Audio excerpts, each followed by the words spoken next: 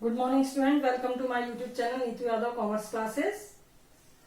मैं आज आपको कंसाइनमेंट अकाउंट के अंतर्गत दिए जाने वाले कमीशंस के बारे में बताने वाली हूँ।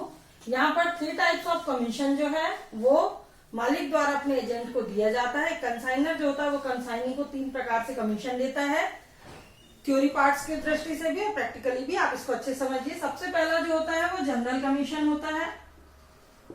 जनरल कमीशन को हम क्या बोलते हैं? सामान्य कमीशन बोलते हैं। ये कमीशन कैसे दिया जाता है? तो ये कमीशन जो है ये कुल बिक्री मूल्य गुणित कमीशन की दर और बटे 100। इट मीन्स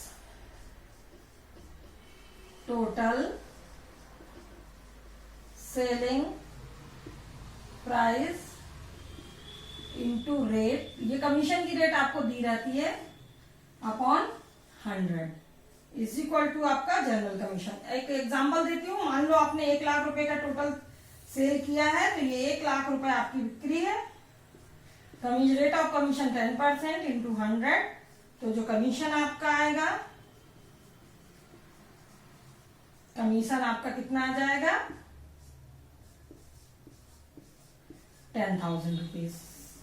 ये जनरल कमीशन होता है जो टोटल सेलिंग प्राइस पे दिया जाता है। दूसरा होता है del credere commission. Del credere commission को हम क्या बोलते हैं? इसको हम हिंदी में बोलते हैं परिशोध कमीशन। अब ये कमीशन देने का मुख्य कारण ये होता है कि जितना भी माल उधार बेचा जाएगा ना, गुड्स के यदि क्रेडिट सेल होता है तो सारा रिस्क एजेंट उठाएगा, क्योंकि उसके बदले उसको वसूली के लिए ये कमीशन दिया गया है। ये कमीशन इसलिए दिया जाता है ताकि एजेंट अपनी रिस्क पर उधार बेचे और पूरा उधार का पैसा भी जो है वो वसूल कर सके, इकट्ठा कर सके। इसके लिए ये कमीशन दिया जाता है। इस कमीशन को देने का मुख्य उद्देश्य है जो उधार गुड्स बिकता है, क्रेडिट सेल्स हमारा जो होता है, उसकी रिस्क जो है वो कम हो जाती है। क्योंकि अगर इस कमीशन को देने के बाद कोई पैसा बैड डेब्ट्स होता है या डूबता है तो वो एजेंट भरेगा, उसकी पूरी रिस्क एजेंट की, इसलिए अलग से उसको वसूली के लिए ये कमीशन दिया जाता है। इस कमीशन को निकालने का जो फार्मूला है वो है उधार बिक्री मूल्य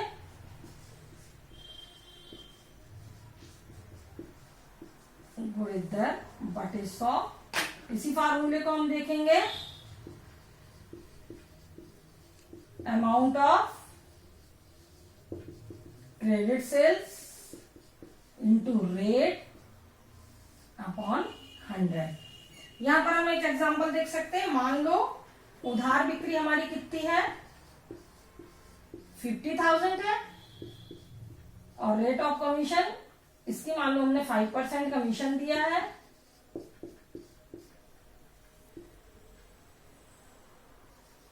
तो ये 2,500 जो है वो कमीशन आएगा।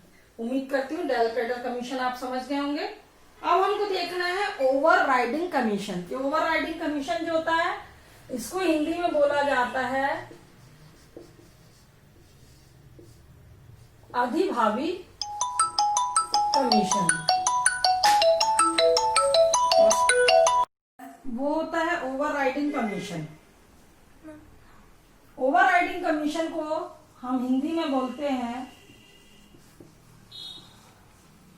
अधिभावी कमीशन। थ्योरी की दृष्टि से मैं आपको बताती हूँ कि ये ओवर राइडिंग कमीशन क्या होता है। दरअसल ओवर राइडिंग कमीशन या अधिभावी कमीशन इसलिए दिया जाता है कि मान लो किसी माल की कॉस्ट है 800 और आपको जो इनवॉइस प्राइस बोला गया है मालिक की तरफ से, आपको बोला गया कि इसको 1000 में बेचो, और यदि आप इसको 1200 रुपए में बेचते हो तो 200 रुपए आप ज्यादा कमाते हो। उस पर जो कमीशन दिया जाता है वो ओवर राइडिंग कमीशन कहलाता है। इस कमीशन को देने का मुख्य जो मेन मोटो हमारा होता है, मेन ऑब्जेक्ट जो होता है वो होता है अधिक से अधिक कीमत पर माल को बेचना। इसको कैसे निकाला जाता है? तो इसको निकालते हैं एक्चुअल सेलिंग प्राइस, ठीक है, माइनस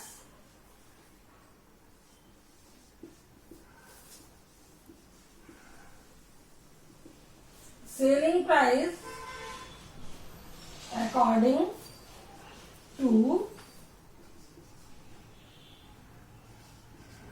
इनवॉइस प्राइस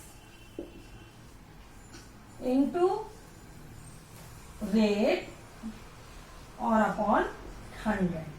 हिंदी में यदि हम इसको पढ़ेंगे तो हम लिखेंगे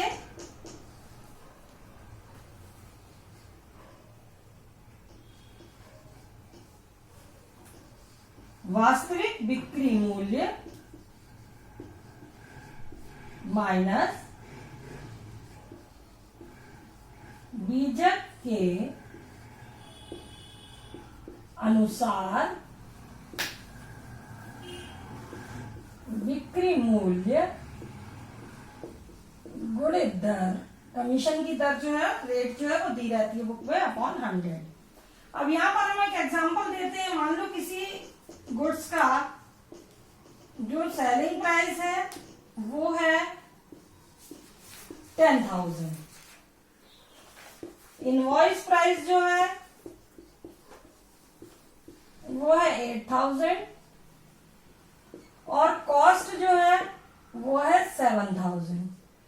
यहां पर हमको मान लो कमीशन की जो रेट है वो 5% दिया गया है आपको ओवरराइडिंग कमीशन। ओवरराइडिंग कमीशन हमको कितना बोला गया है? 5%। ये हमको 5% ओवरराइडिंग कमीशन दिया है। अब हम इसको कैसे कैलकुलेट करेंगे? तो आपका एक्चुअल सेलिंग प्राइस कितना है? 10,000 और इनवॉइस के अकॉर्डिंग आपका प्राइस कितना था? 8,000 इंटू जो कमीशन की रेट है वो 5% अपॉन 100 इज इक्वल टू 10 में से 8,000 गए तो आपको कितना बचा? 2,000 into 5 upon 100 is equal to, ये जो आपका आएगा ये आपका आया ओवर राइडिंग कमीशन। तो उम्मीद करती हूँ आपको समझ में आया होगा।